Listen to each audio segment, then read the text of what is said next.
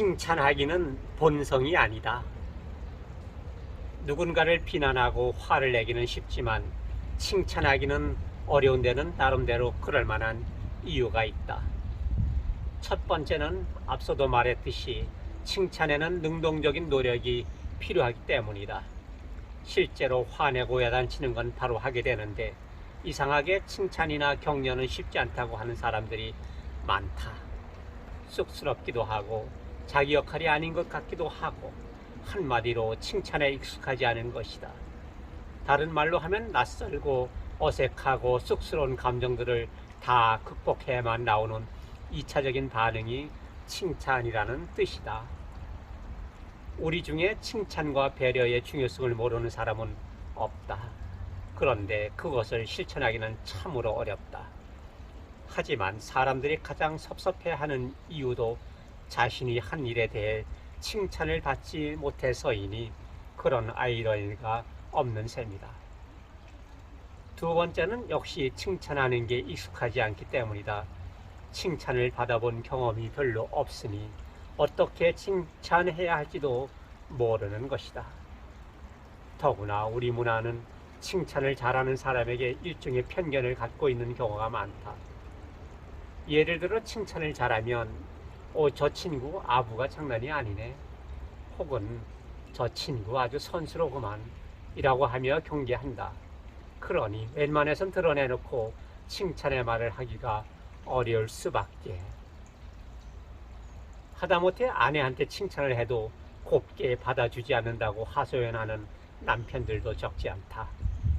대개의 반응이 자기 나한테 뭐 숨기는 거 있지 한다는 것이다.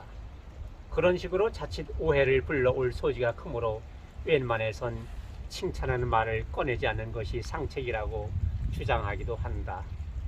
알고 보면 상대방도 진정 이런 칭찬의 말을 들어본 적이 없어서 그런 반응을 보이는 것뿐이니 결국 피장파장이나 다름없다. 세 번째는 칭찬하고 싶은 사람이 별로 없기 때문이다. 생각해 볼수록 주변에는 온통 나를 힘들게 하는 사람들 뿐인데 어떻게 칭찬을 하겠는가. 가벼운 예로 우리 아이들은 내가 강아지한테는 매일 칭찬을 듬뿍 쏟아놓으면서 자신들한테는 그러는 적이 별로 없다고 서운해한다. 그때마다 내 입에서는 너희들은 불평불만이 너무 많아, 이것저것 해달라는 것도 너무 많고 그러니 안 예쁜 거야. 하지만 강아지는 안 그러잖아 라는 대답이 나오곤 한다. 아마 우리가 주변에 칭찬할 사람이 별로 없는 것도 그 비슷한 이유 때문이 아닐까 싶다. 어떤 회사 대표는 직원들을 칭찬하면 월급 올려달라고 할까봐 섣불리 칭찬하는 말을 하기 어렵다고 말한다. 하지만 한 번쯤 상황을 뒤집어 생각해 볼 필요가 있다. 칭찬을 받은 직원은 힘이 나서 더욱 열심히 일할 테고 그러면 생산성이 올라갈 테니 회사의 경영 상태 역시 좋아질 것이 분명하다. 그럼 그때 가서 직업 월급을 올려주면 서로에게 윈윈이 되지 않겠는가. 네 번째로 칭찬을 못하는 이유는 마음의 여유가 없기 때문이다. 특히 모든 것이 성과 위주로 평가되는 조직사회에서는 업무를 제대로 달성하기도 바쁜데 누가 누구를 칭찬할 여유가 없다는 것이다. 일리가 있는 말이다. 마음의 긴장과 불안, 피해의식과 분노가 쌓여 있는데 상대방을 칭찬할 여유가 있을 리 없다.